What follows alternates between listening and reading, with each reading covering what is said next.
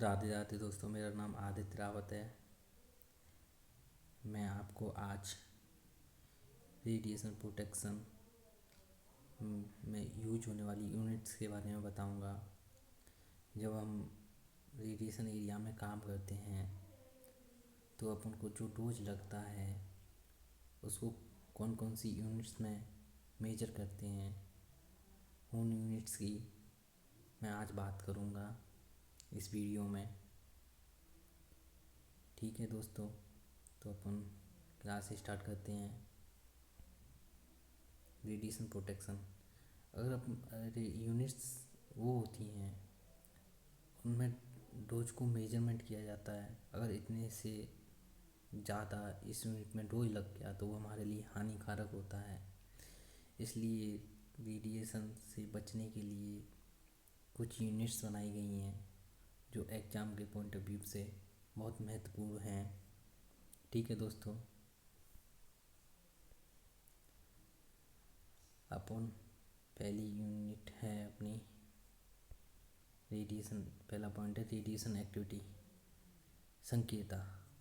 ठीक है, पहला पॉइंट है एक्टिविटी या रेडिएशन एक्टिविटी। ठीक है, संकेता, इसके बारे में बात करेंगे। एक एक्टिविटी किस चीज़ की यूनिट होती है, इस बारे में इस पॉइंट में बात करेंगे। पहले में यह रेडिएशन एक्टिविटी का मापक होता है। ठीक है, या रेडिएशन एक्टिविटी मतलब संकेता, जो रेडिएशन की संकेता होती है एक्टिविटी उसका मापक होता है। ठीक है, रेडिएशन एक्टिविटी यह दर्शाती है कि किसी रेडियो एक्टिव पदार्थ में प्रति सेकंड कितनी विघटन डिसइंटीग्रेशन हो रहे हैं। मतलब जो रेडिएशन एक्टिविटी वो बताती है कि पर सेकंड में जो रेडियो एक्टिव पदार्थ होते हैं मोटे मोटे, वो पर सेकंड में कितनी बार विघटित हो रहे हैं, डिसइंटीग्रेट हो रहे हैं, मतलब टूट रहे हैं। ठीक है, रेडिएशन एक्टिविटी होती है ना वो पर सेकंड में जो कोई अणु होता है, रेडिएशन एक्टिविटी बहुत भारी पदार्थ के अंदर होती है, वो टूटता है पर सेकंड में, उसे ही रेडिएशन एक्टिविटी कहते हैं। ठीक है, पहले इसका मापन क्यूरी में किया जाता था। पहले इसको अपन क्यूरी में मापते थे पुराने ज़माने में। ठीक है, क्यूरी में मेजरमेंट किया जाता था। अब इसका ऐसा यूनिट बैक्यूरल है, बैक्यूरल। ठीक है, ऐसा यूनिट स्पेशल यूनिट होती हैं, ऐसा यूनिट इंटरनेशनल लेवल की यूनिट होती हैं। ठीक है, ऐसा यूनिट इसकी रेडिएशन एक्टिविटी की बैक्यूरल है, BQ है, और इसकी परिभाषा एक सेकंड में विघटन हो रहे हैं उसमें दी जाती है। पर सेकंड में कितनी बार विघटित हो रहे हैं उस चीज़ से इसकी डेफिनेशन या परिभाषा दी जाती है। 1 DPS पर सेकेंड। ठीक है, 1 DPS पर सेकेंड, ठीक है, में इसकी परिभाषा दी जाती है। एक सेकंड में कितनी बार विघटित हो रहे हैं, मतलब टूटना।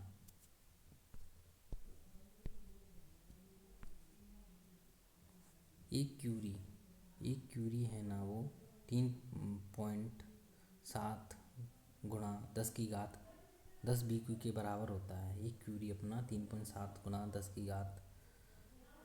BQ के बराबर होता है, बैक्यूरल के बराबर। ठीक है दोस्तों, ये अपना पॉइंट क्लियर हो गया रेडिएशन एक्टिविटी के बारे में। रेडिएशन एक्टिविटी का मात्रक पुराने ज़माने में क्यूरी का प्रयोग किया जाता है। ऐसा यूनिट बैक्यूरल होती है, स्पेशल यूनिट भी कहा जाता है बैक्यूरल को। इसमें से 1-2 नंबर के क्वेश्चन एग्जाम में पूछे जाते हैं। ठीक है, ध्यान रखना इस चीज़ को। अब अगला पॉइंट है एक्सपोजर। ये अपना गलत हो गया है, इसको उद्वास बोलते हैं। एक्सपोजर को उद्वास का मतलब एक्सपोज करना किसी चीज़ को। एक्सपोज करना मतलब किसी चीज़ को एक्सपोज मतलब उद्भासित करना, छाया उद्भासित करना है। ठीक है, एक्सपोजर से समझ में ही आ रहा होगा कि अपन अपनी आँखें हैं किसी पे जैसे पड़ी तो एक्सपोज ही हो गया ना, उसकी इमेज अपने अंदर आ गई, अपनी आंखों के अंदर छिप गई। तो ऐसे ही एक्सपोजर रहता है अपना सेम। ठीक है। एक्सपोजर एक्सपोजर एक्सपोज डोज की यूनिट अलग अलग होती हैं। ठीक है। किसी स्थान पर दी गई रेडिएशन की मात्रा को मापने के लिए एक्सपोजर का प्रयोग किया जाता है। मतलब किसी स्थान, मतलब कोई स्थान है, उस पर रेडिएशन जाता है, उसकी मात्रा को मापने के लिए, मेजरमेंट करने के लिए एक्सपोजर का यूज किया जाता है। या यह एक्सपोजर होता है ना, ईयर होती है ना, ईयर ईयर होती है, ये एक्सपोजर होता है ना अपना एक्सपोजर, ये एक्सपोजर ईयर में मापा जाता है। ठीक है। ईयर में यह बताती है कि किसी बिंदु पर कितनी एब्जॉर्ब रेडिएशन पहुंचती है। हवा हवा द्वारा उत्पन्न आयनों की मात्रा को मापता है।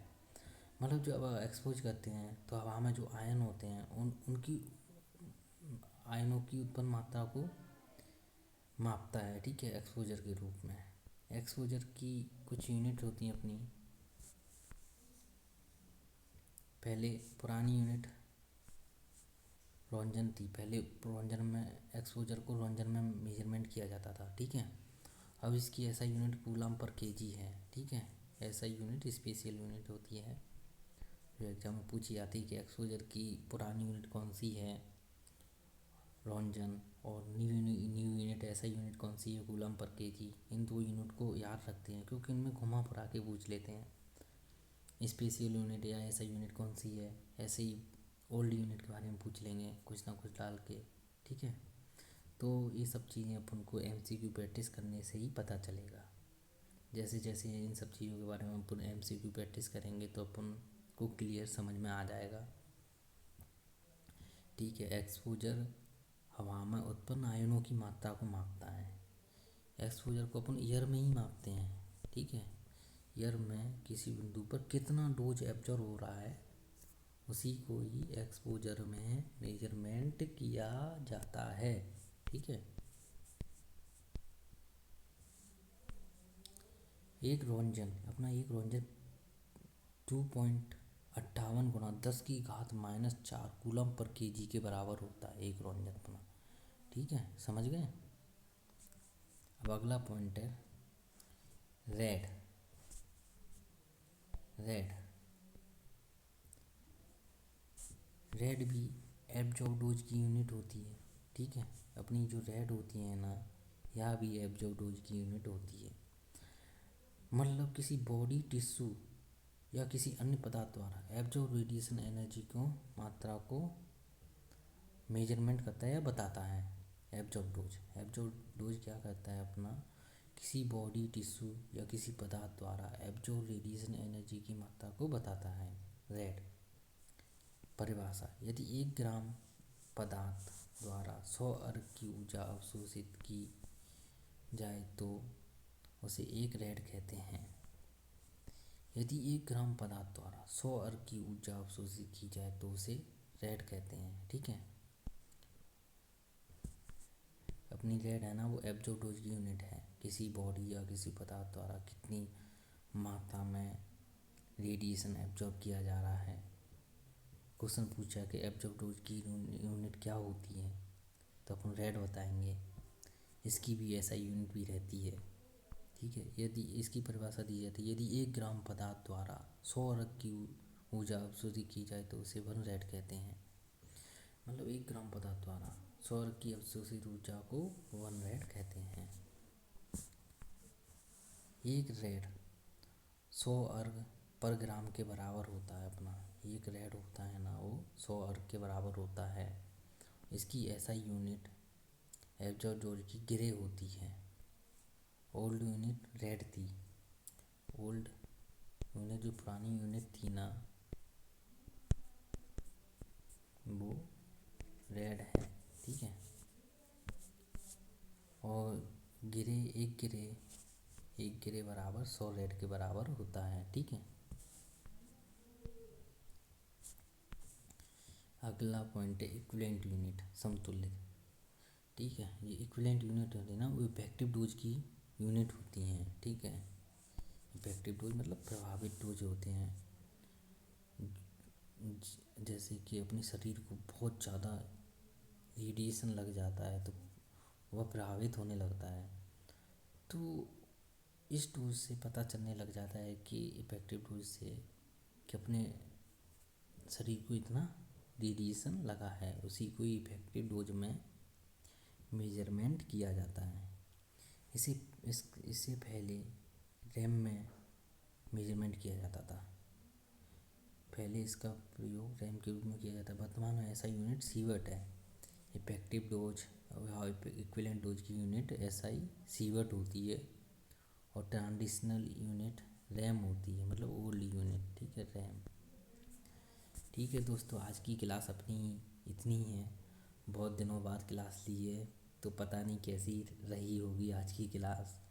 आप कमेंट ज़रूर करें कि मैंने कैसा एक्सप्लेनेशन किया है इस क्लास में, कैसा आपको बताया है, कैसा समझाया है। कमेंट करके बताएं तो मैं और आगे वाली वीडियो में अच्छे से अच्छे समझाने की कोशिश करूँगा। और मेरी क्लास को लाइक एंड सब्सक्राइब करें और अपने दोस्तों को शेयर करें और जल्द से जल्द मेरे 50 सब्सक्राइब करवाइए। अभी कुछ ज़्यादा नहीं हुए हैं। ठीक है दोस्तों, थैंक यू।